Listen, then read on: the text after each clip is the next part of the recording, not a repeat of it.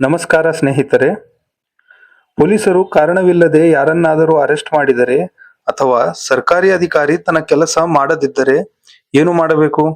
ನಮ್ಮ ಸಂವಿಧಾನದಲ್ಲಿ ಇದಕ್ಕೆ ಪರಿಹಾರವಿದೆ. ಆರ್ಟಿಕಲ್ 32ರ ಅಡಿಯಲ್ಲಿ ಸುಪ್ರೀಂ ಕೋರ್ಟ್, ಆರ್ಟಿಕಲ್ 226ರ ಅಡಿಯಲ್ಲಿ ಹೈಕೋರ್ಟ್ ರಿಟ್ಗಳನ್ನು ಹೊರಡಿಸುವ ಮೂಲಕ ನ್ಯಾಯ ಒದಗಿಸುತ್ತದೆ. ಇದು ಪ್ರಜಾಪ್ರಭುತ್ವದ ನಿಜವಾದ ಶಕ್ತಿ.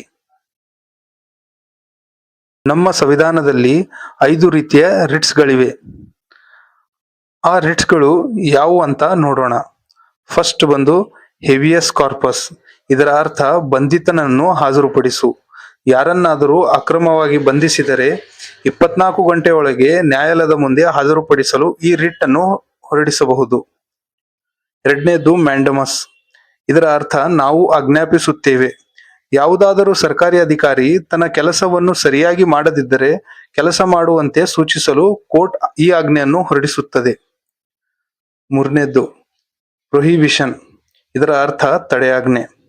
ಕೆಳಹಂತದ ನ್ಯಾಯಾಲಯಗಳು ತಮ್ಮ ಅಧಿಕಾರ ವ್ಯಾಪ್ತಿಯನ್ನು ಮೀರಿದಾಗ ಮೇಲಿನ ನ್ಯಾಯಾಲಯ ಆ ಕೇಸನ್ನು ತಡೆಯಲು ಇದನ್ನು ಬಳಸುತ್ತದೆ.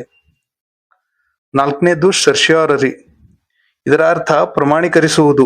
ಕೆಳ ನ್ಯಾಯಾಲಯದ ತಪ್ಪು ತೀರ್ಪನ್ನು ರದ್ದುಗೊಳಿಸಲು ಅಥವಾ ಆ ಕೇಸನ್ನು ಮೇಲಿನ ನ್ಯಾಯಾಲಯಕ್ಕೆ ವರ್ಗಾಯಿಸಲು ಈ ರಿಟ್ ಸಹಾಯಕಾರಿಯಾಗಿದೆ. ಐದನೇದು ಕೋವಾರಂಟ್. ಇದರ ಅರ್ಥ ಯಾವ ಅಧಿಕಾರದಿಂದ. ಯಾರಾದರೂ ಅಕ್ರಮವಾಗಿ ಸರ್ಕಾರಿ ಹುದ್ದೆಯನ್ನು ಅಲಂಕರಿಸಿದ್ದರೆ ಯಾವ ಅಧಿಕಾರದಿಂದ ಈ ಸ್ಥಾನದಲ್ಲಿದ್ದೀರಿ ಎಂದು ನ್ಯಾಯಾಲಯ ಪ್ರಶ್ನಿಸಬಹುದು. ಈ ವಿಡಿಯೋ ನಿಮಗೆ ಇಷ್ಟವಾಗಿದ್ದರೆ ಲೈಕ್ ಮಾಡಿ ಮತ್ತು ನಿಮ್ಮ ಸ್ನೇಹಿತರೊಂದಿಗೆ ಶೇರ್ ಮಾಡಿ. ಕಾನೂನಿನ ಬಗ್ಗೆ ಇಂಥ ಇನ್ನಷ್ಟು ಅಪ್ಡೇಟ್ಸ್ಗಾಗಿ ನಮ್ಮ ಇನ್ಸ್ಟಾಗ್ರಾಮ್ ಪೇಜ್ ಅನ್ನು ಫಾಲೋ ಮಾಡಿ. ಧನ್ಯವಾದಗಳು.